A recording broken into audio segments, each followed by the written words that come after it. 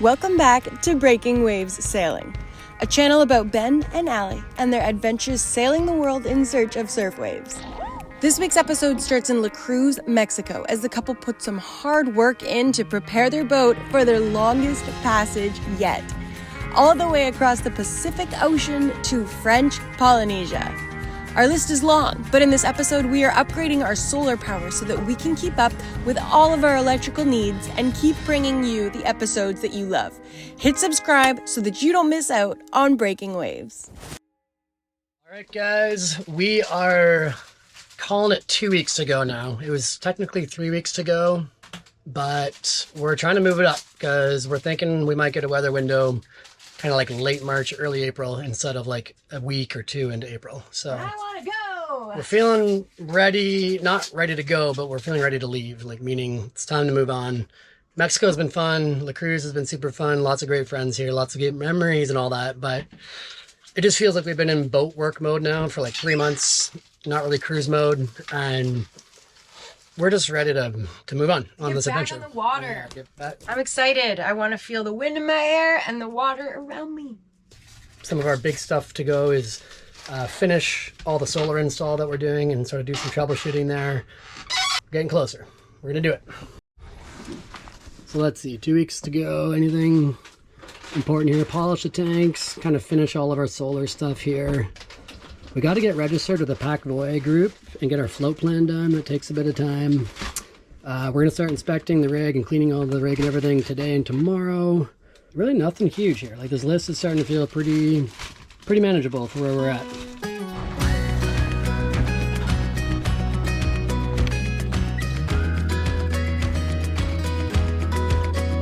Oh, solar! So that's a 100-watt panel there, and then a 50-watt panel is going to go over on that side. And they're going to plug into those, each of them are going to plug into those two panels and those two panels. I ordered some MC4 cables from Amazon, but I screwed up the order. They only came with one side, each had a connection, so I got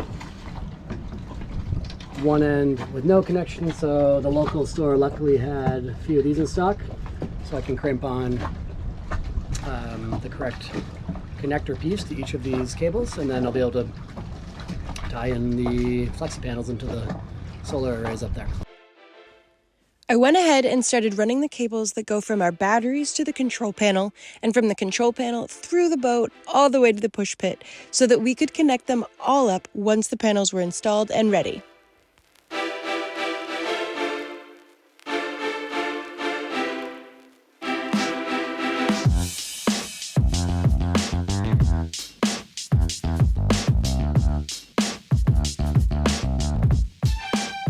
Okay, so we got, this is the batteries right here.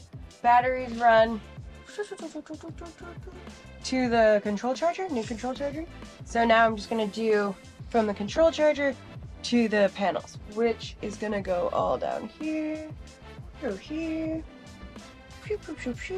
This is the hard one. This is our quarter berth, which is usually used for storage. And I gotta go like into the belly of like underneath the quarter berth, so I had to empty out this room that is used for storage, so the rest of the boat is like a bomb went off, and then get under it, and then I've already run from the solar panels down and into the back lazarette and a little bit forward, so going into the deep into the belly of Kiana today, all day. But I think it's a good time to do it because when I put things back together, then I can put things back in storage, and these are usually storage spots that, you know, are like pretty deep, so I don't get to them very often. But we got to start moving things into the hard to get storage so that we can free up some of the easy to get storage so that I can put like food there and things that we access more. There's so much storage on Kiana that we haven't even ever used because we haven't really been that remote or gone that far away from like a grocery store or been as self-sufficient as we're about to be, so it's a lot of work, but it's a good opportunity to do this before a big crossing. So it's hot today. I'm filthy, but we're making progress.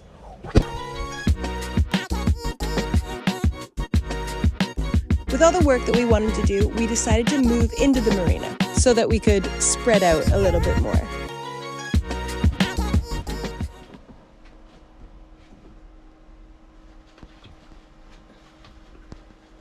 Okay, so this is the state I would find my toilet in. My business. Flush. And it would go down.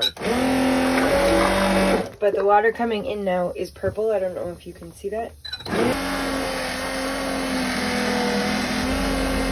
Allie's gonna get the macerator off now while I work on solar, and we're gonna see if we can finally fix that dang thing and get it working properly. If not, we're at a point where it's just like, we're gonna rip it out and put a pump head in and be done with screwing around with it, because it's been like years and it's caused a lot of tears, and I'm so over that head. So, what am I doing? This job, solar mounting. Ben set to work on installing our new panels. 150 of flexible panels and 200 of rigid. He started by creating strips of starboard to put under the flexi panels to create spacers that allow for airflow, a trick that helps keep the panels from overheating and losing efficiency.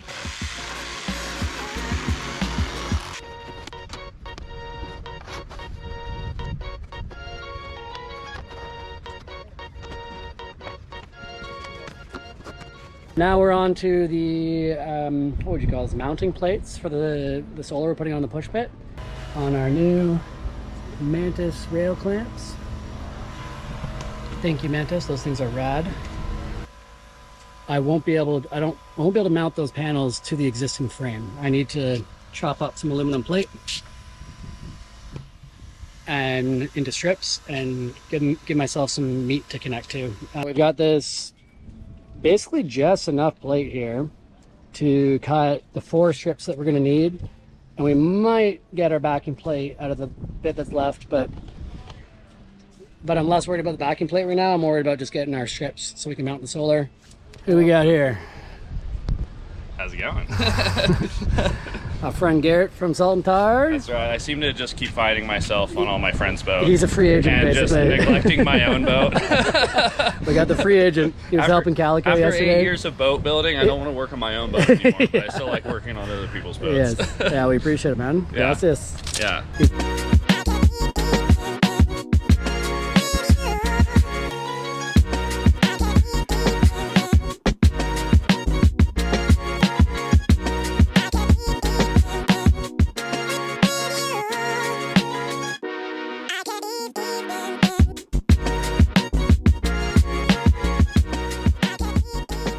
Guy just put What's my motivation? What? What is my? What's What's the theme? Friendship. Two, go. There you go. Action. Thanks, bro. Yeah. Garrett just put in, honestly, like what, 3 hours of back-breaking labor. We had a shitty saw. You gave me beers, so. I gave him beers. We're gonna get him pizza, but now we have the plates we need for mounting our solar panels. Much appreciated, amigo. Absolutely, man. Crushed it. Absolutely, my pleasure. Meanwhile, I was attending some of the many seminars and talks that La Cruz Marina puts on for the boats that are crossing. Seminars on how to do your own rig inspections, weather patterns, how to do sutures, and in today's case, what you should know about sailing in heavy weather. How did the heavy weather seminar go? It was really good. I learned a lot. I both feel better and worse and more scared about this passage. But you don't think that we're lacking anything that we No. need? That was one of my big takeaways, is that he was like, you don't need a drogue. Like, everybody's freaking out about drogues. He's like, how about you just tie a really heavy line, tie a heavy backpack that you have, tie a bunch of water bottles that are full of water and throw them off the back of your boat. And he's But he like, also said like he's never used a drogue in how many years of sailing totem? he has like well over 40,000. They've been around the world already. They're going again. So he's never used. He says he has one. He's just never ever used it. He also talked about the force that a drogue puts on your boat. Like, you can't just tie it to one cleat, chuck it off, and not have any shock in the line, because he's like, it'll just rip your cleat off. You gotta like have a line to the bow, to the back 2 cleats, put it around a winch, try to let it out slowly. Like, there's a lot to think about with the drogue that made me realize that it wasn't the perfect solution that I thought it was. So I feel good about the boat. I feel like it was like reaffirming that we do know how to heave to, we know we don't have a drogue, we don't need one, and it was just kind of like, yeah, we're okay. It scared the shit out of me because it made me realize that like, just waves are scary and it's uncomfortable and they can really fuck up your passage, so. Okay, so Alie has been multitasking. Not only has she solved our head, we think, but she's been baking bread. I know a gross combo, but I'm trying to learn. Maybe put it in a little longer. Yeah, a bit longer, but it's looking good. Dog's way. Never made bread before. She also discovered, so we had that clog in our macerator, and she also discovered a busted O-ring. Woohoo! Double problem. Good job. We gotta replace that thing. But maybe our head will finally work properly. Maybe. Put it back together, we'll see. Good job. I also...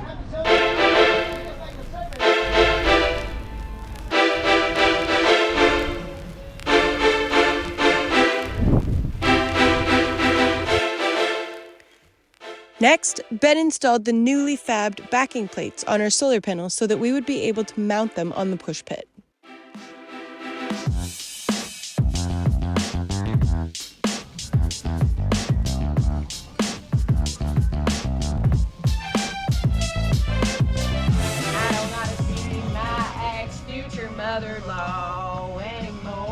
My mom?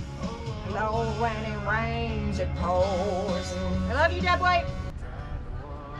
I'm currently stripping this so that I can connect it because we bought some more cable to make this longer so that this can reach to the other side of the boat. We're connecting the Pulpit mounted, positive and negative of our two panels. the pulpit mounted solar panels. Allie's already run the cables from where the panels would be back to the controller and installed the controller. And now she's running the positive negative cable that needs to connect the two panels. So we're getting close here. It's amazing how long every damn project takes, eh? This is just for 200 watts of solar, which isn't that much. Yeah, look at that. Perfect every time. The more we talk to other cruising couples down here, the more I realize how Alie is pretty exceptional. Most other boats, typically the girl runs, if they're YouTubers, the girl runs the YouTube channel and the guy runs all the boat projects. But over the years, since I've been working full time, mostly, I do as many boat projects as I can, but I mean, Allie's had to chip in if we were going to meet our schedules and our timelines, and she's gotten good at a lot of things. Aw, Benjamin, that's so nice. You're so nice. Alie thrives on words of affirmation and compliments. That's a tip. Pro tip for all the sailor bros out there with partners: compliments and words of affirmation. So with 150 more watts mounted on the Dodger and 100 articulating on this side, we were up to about 650 watts of solar, with one more panel to mount on the starboard side.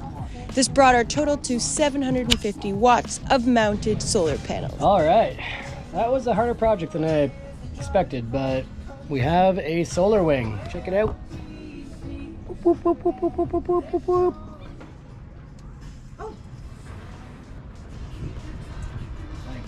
And like, we won't be doing it often.